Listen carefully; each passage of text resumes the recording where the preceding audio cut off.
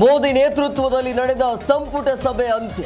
ಭದ್ರತೆ ಕುರಿತಂತೆ ಗಂಭೀರ ಚರ್ಚೆ, ಸುದ್ದಿಗೋಷ್ಠಿ ನಡೆಸಿ ವಿವರಣೆ ನೀಡಲಿರುವ ರಾಜನಾಥ್ ಸಿಂಗ್.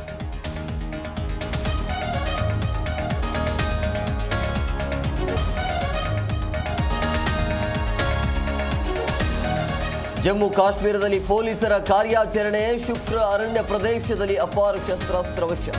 ಎನ್ಕೌಂಟರ್ ಅಲ್ಲಿ 3 ಎಲ್ಇಟಿ ಉಗ್ರರ ಹತ್ಯೆ.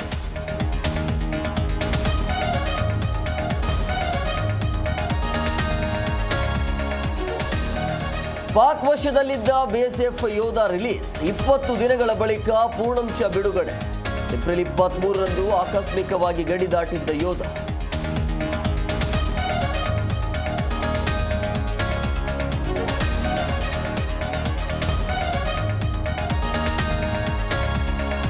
ರಾಷ್ಟ್ರಪತಿ ಭೇಟಿಯಾದ 3 ಸೇನೆ ಮುಖ್ಯಸ್ಥರು.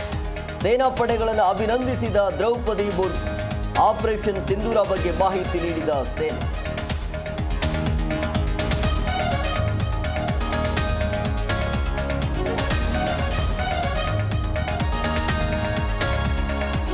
ಸೋಷಿಯಲ್ ಮೀಡಿಯಾದಲ್ಲಿ ಆರ್ಎಸ್ಎಸ್ ಬಗ್ಗೆ ಅಪಪ್ರಚಾರ.